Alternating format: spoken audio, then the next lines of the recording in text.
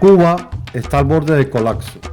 Mientras algunos hablan de una isla paradisíaca, la realidad que viven millones de cubanos es completamente diferente. Escasez, apagones interminables, represión política y un sistema que parece haberse olvidado de su gente. En este video te voy a mostrar la cruda verdad de lo que realmente está pasando en Cuba hoy. ¿Por qué la crisis ha llegado a este nivel? ¿Cómo afecta a las familias? Y lo más importante, ¿qué futuro le espera al pueblo cubano? Prepárate para descubrir una realidad que pocos se atreven a contar.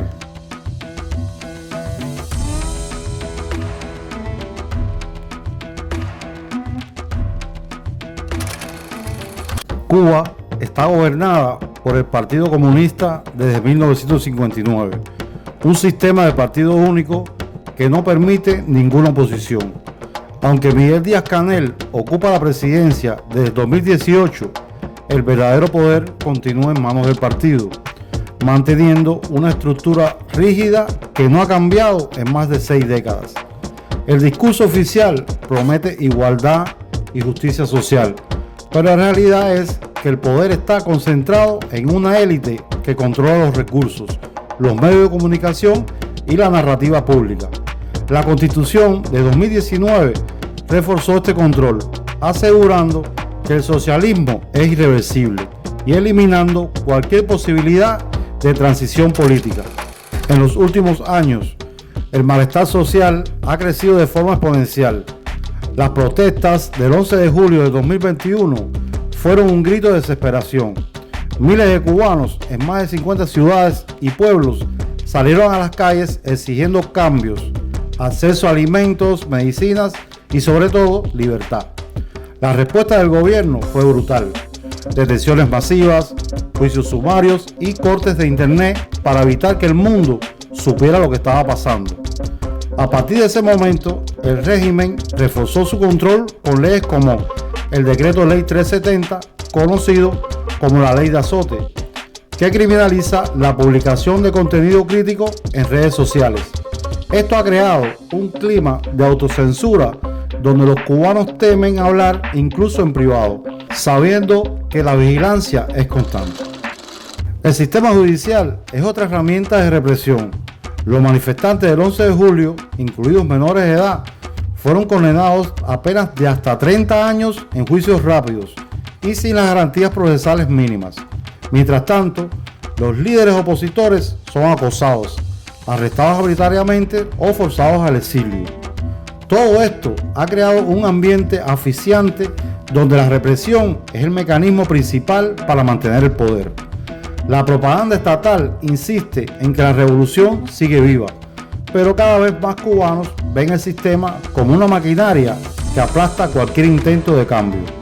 El control total del gobierno no solo limita las libertades individuales, sino que también condena al país al estancamiento político y social.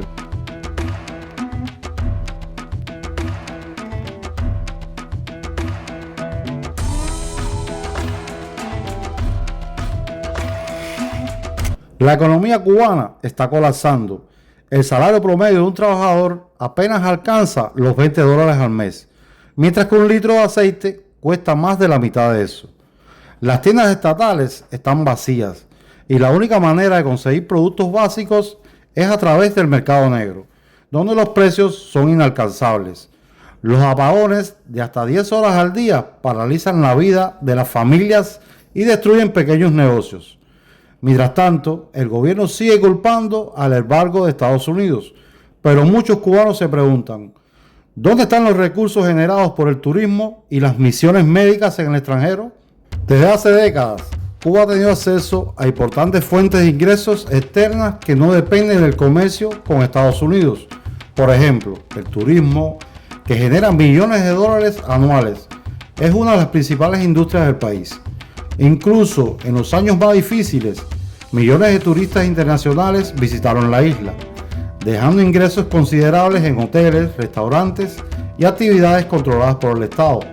Además, están las misiones médicas, otro pilar de la economía cubana.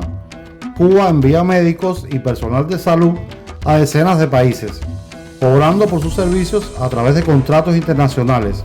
Según algunos informes, Estas misiones generan entre 6 y 8 mil millones de dólares anuales, convirtiéndose en la principal fuente de divisas para el gobierno. Sin embargo, aquí surge una pregunta inevitable: ¿dónde están esos recursos? Mientras que las cifras oficiales hablan de miles de millones de dólares ingresados al país, la realidad en las calles cuenta otra historia. La mayoría de los cubanos vive con un salario que no cubre las necesidades básicas. Las bodegas, donde deberían obtener alimentos subsidiados, están vacías y productos esenciales como el aceite o la carne son prácticamente inalcanzables en el mercado informal debido a sus precios exorbitantes. Los ingresos del turismo y las misiones médicas no parecen traducirse en mejoras para la población. En cambio, gran parte de estos recursos son destinados al mantenimiento de la estructura de poder del gobierno.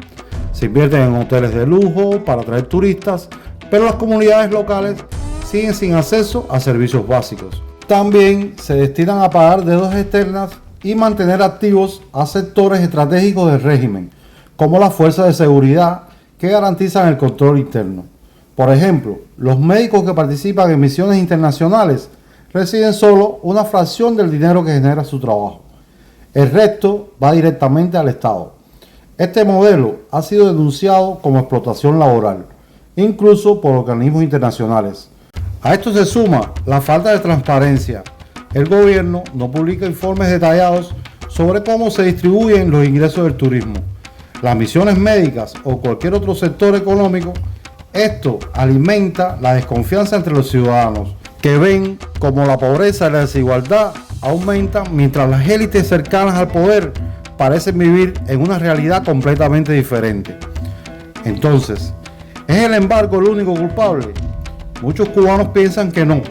Creen que la corrupción, la mala gestión y la falta de voluntad política para implementar reformas son las principales razones del colapso económico.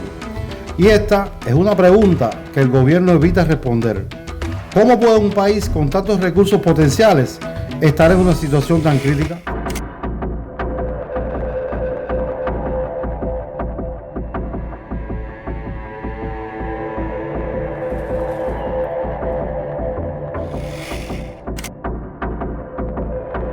El sistema de salud cubano, que durante décadas fue presentado como uno de los mayores logros de la revolución, enfrenta hoy un colapso silencioso, aunque el gobierno sigue promocionando la atención médica gratuita y universal como un ejemplo de éxito. La realidad es muy diferente para quienes dependen de ese sistema en su día a día. Uno de los mayores problemas es la escasez crónica de medicamentos. Medicinas básicas como analgésicos, antibióticos y antihipertensivos son prácticamente imposibles de encontrar en las farmacias. Muchos pacientes deben recurrir al mercado negro, donde los precios son inalcanzables para la mayoría, o esperar que familiares en el extranjero les envíen los medicamentos que necesitan para sobrevivir. El deterioro de la infraestructura hospitalaria es evidente. Los hospitales, especialmente fuera de La Habana, están en condiciones precarias, techos que se caen, paredes con moho y falta de equipos esenciales. En muchos casos, los pacientes deben llevar sus propias sábanas, jeringas e incluso comida, ya que los centros de salud no pueden proporcionar lo mínimo necesario. Al final, la pregunta que muchos se hacen es: ¿qué sentido tiene un sistema de salud gratuito si no puede garantizar lo más esencial? Sin medicamentos, sin equipos y sin condiciones dignas, la atención médica en Cuba se convierte en una lucha diaria para millones de personas. La infraestructura de Cuba es el reflejo más evidente de un país que ha estado paralizado durante décadas. Lo que alguna vez fue un país con una arquitectura colonial impresionante y un sistema de transporte funcional, hoy está marcado por edificios en ruinas, carreteras intransitables y servicios públicos en decadencia. Uno de los problemas más críticos es el estado de las viviendas. Más del 70% de las edificaciones en Cuba están en mal estado y cada año se derrumban cientos de edificios, especialmente en La Habana. Muchas familias viven en edificios declarados inhabitables, donde las grietas en las paredes, los techos a punto de caer y la falta de agua potable son parte de la rutina diaria. Según estadísticas oficiales, el déficit habitacional supera el millón de viviendas, pero las construcciones nuevas avanzan a un ritmo demasiado lento para cubrir la demanda. Además, el sistema de transporte es otro reflejo del deterioro. Los ómnibus, conocidos como guaguas, están constantemente abarrotados y su frecuencia es impredecible. Muchos de los vehículos tienen más de 30 años de uso y apenas reciben mantenimiento, lo que provoca frecuentes averías. El transporte ferroviario, que podría ser una alternativa, está prácticamente inoperante. Los trenes que conectan las provincias están en condiciones deplorables, con vagones sucios, falta de asientos y retrasos que pueden durar días. Otro gran desafío es el sistema de drenaje y saneamiento, que no ha sido actualizado desde la época colonial en muchas ciudades. Esto provoca constantes inundaciones en las calles durante las lluvias, afectando tanto a los barrios pobres como a zonas urbanas más desarrolladas. Estas inundaciones no solo dañan las viviendas, sino que también generan problemas de salubridad al propagar enfermedades como el dengue y la leptospirosis. El acceso al agua potable es un problema constante. En muchas zonas del país, el agua llega a las casas solo unas pocas horas al día o incluso una vez a la semana. Esto obliga a las familias a almacenar agua en tanques y bidones, lo que puede generar problemas de contaminación si no se almacena correctamente. Mientras tanto, en zonas rurales, muchas comunidades aún dependen de pozos o ríos, lo que evidencia la falta de inversión en infraestructura básica. El suministro eléctrico es otro punto crítico. Los apagones de hasta 10 horas diarias son frecuentes, especialmente en las provincias. Esto no solo afecta a los hogares, sino también a las escuelas, hospitales y pequeños negocios, que dependen de la electricidad para funcionar. Aunque el gobierno ha prometido inversiones en energías renovables, como paneles solares y parques eólicos, estos proyectos avanzan lentamente y no han resuelto el problema de los apagones. A pesar de estos desafíos, el gobierno ha priorizado la construcción de hoteles y resorts para el turismo internacional. En los últimos años se han destinado millones de dólares a proyectos turísticos, mientras que los barrios residenciales y la infraestructura urbana continúan deteriorándose. Esto ha generado un contraste impactante: lujosos hoteles de 5 estrellas junto a barrios en ruinas donde las familias luchan por sobrevivir. Al final, la infraestructura de Cuba no es solo un problema físico, sino también un reflejo de las prioridades del gobierno. La falta de inversión en servicios básicos y la desconexión entre las necesidades de la población y las decisiones políticas han llevado al país a una situación insostenible. ¿Qué futuro le espera a un país donde los edificios se caen, las calles se inundan y las comunidades luchan por acceder a lo más esencial?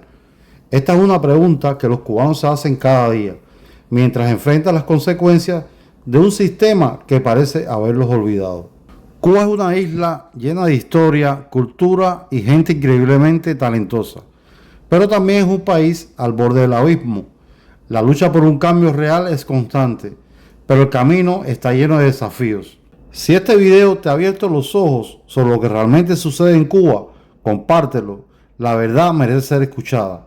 Déjame tus opiniones en los comentarios y suscríbete al canal para más contenido como este.